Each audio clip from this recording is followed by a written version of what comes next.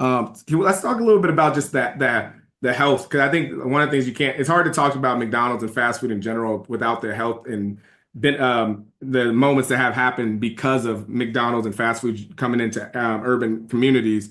Talk about that, because I think on one hand you'll be in you'll say, okay, Starbucks and Panera and all these places, like, oh, go eat there.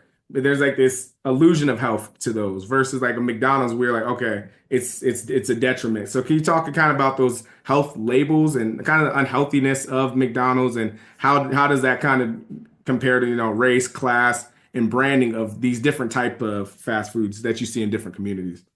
Yeah, I mean, I think, I try to be really careful about talking about like health stuff because I'm not a health, I'm not a that kind of doctor. But I do think it's important to note that, when people were talking about concerns about the quality of fast food, they were doing it from a perspective of a growing understanding of kind of nutrition and food quality and health outcomes. And that doesn't really come into the late 80s or early 90s, because there were different portion size, because there was kind of less availability of food everywhere. Like everywhere you can buy food now, and before it wasn't really like that.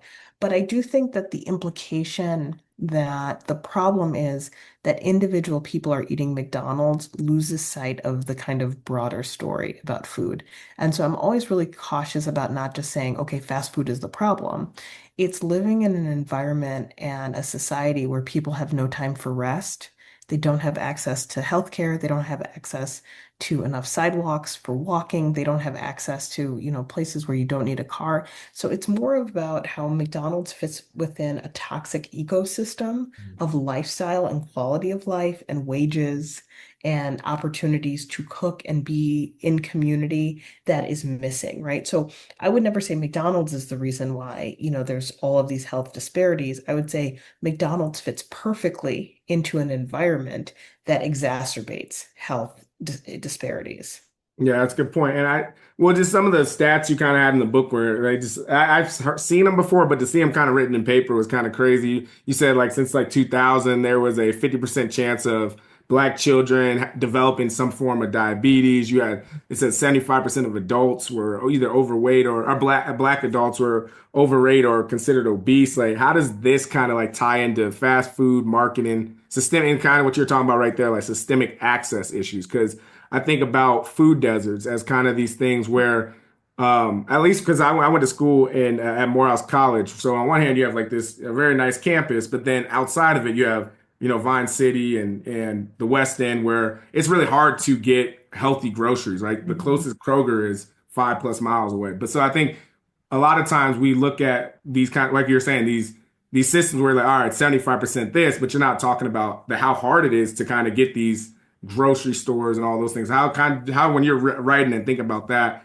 how do you think about those access points? Yeah, I mean, I think the thing is that there's no real incentives to create those types of businesses, right?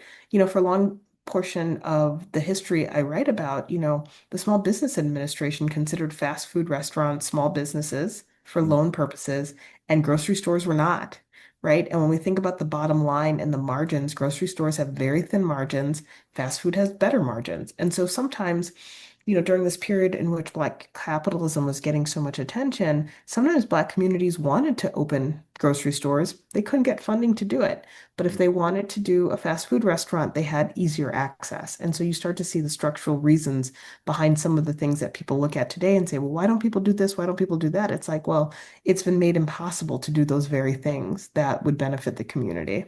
Yeah, I agree. And it's just like I said, it's challenging. You got like Popeyes right here. You got churches there, and and then not to mention, you're talking about how much money you might be able to spend on any given week. Yep. Sometimes those are just the choices that you have, and it just really is tough. So I understand, especially like reading the book and kind of being in those environments, you see how tough and how easy it is to be just like, all right, McDonald's Monday through Friday. If you enjoyed that clip, make sure you head over to www.bookupapp.com to download our app so you can connect with your favorite bookish content creators, start conversations, and start your own book club.